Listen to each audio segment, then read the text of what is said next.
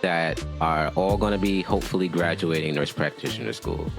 And a lot of them will want to be getting jobs.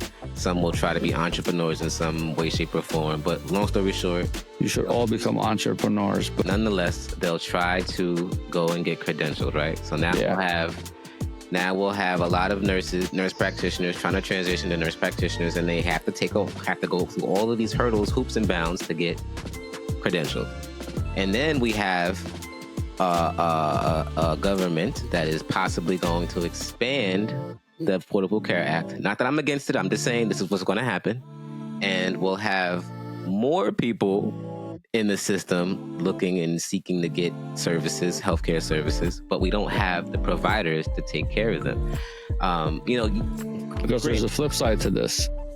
But there's a flip side to this, because these insurance companies also control how many of you are allowed to practice at a time using a non-cash basis, meaning insurance companies. So they are gatekeepers to this whole idea of, hey, we're going to allow these providers or not providers. So even if legislation says, hey, these people are allowed to, practice, I have my own independent, whatever this is in, right? That insurance company can go, hold on a minute, hold.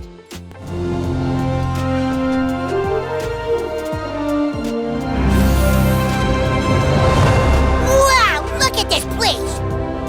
Well, hello there! Looking to get some insurance? No, my friend's mom already has insurance with your company. Oh, great! You're here to pay your bill. No, we're not here to give you money. We're here to file a claim for my friend's medication. Oh, you want money from us? Right through that door over there.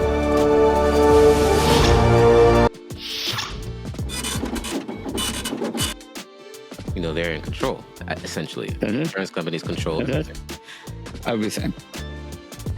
So that means they're the ones lobbying, right? They're the ones that are lobbying these politicians. Two sides of the same coin. Yeah, right.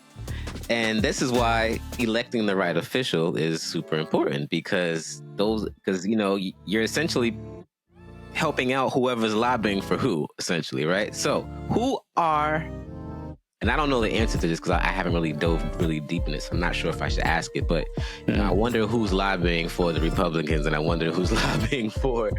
Let's hear them, bro. Who's out there? Who's for who? I'm going to ask the audience, who do they think we go for? I'll put it in the comments. I want to see this one. I'm curious. Who do you think we're going to go for? Personally, don't announce. I struggle with it. I struggle. Yeah. I go back and forth. To be very honest with you, I have no clue who I'm voting for yet. I'm still very much on the fence.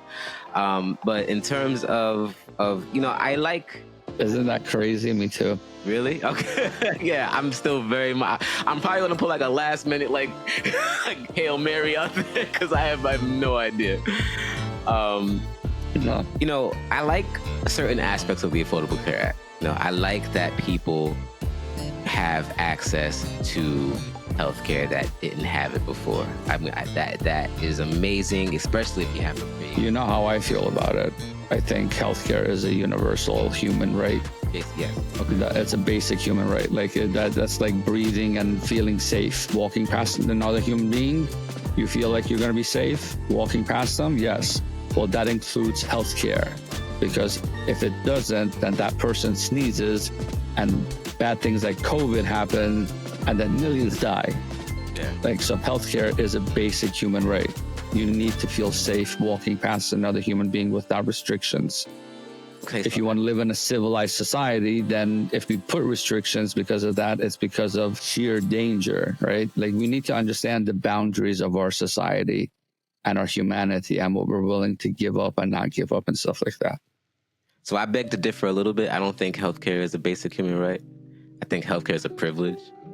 I think this is why you and I are friends.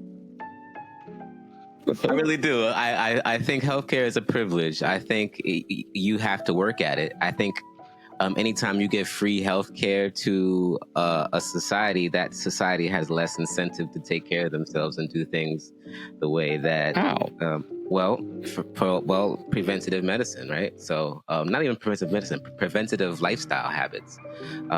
For example, if you know that That won't happen or that will happen?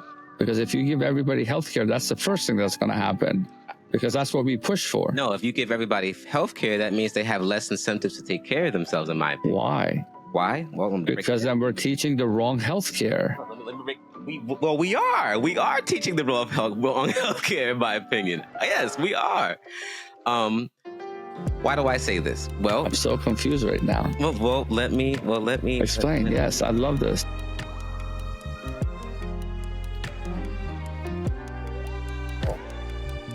This is why I say Spill the tea.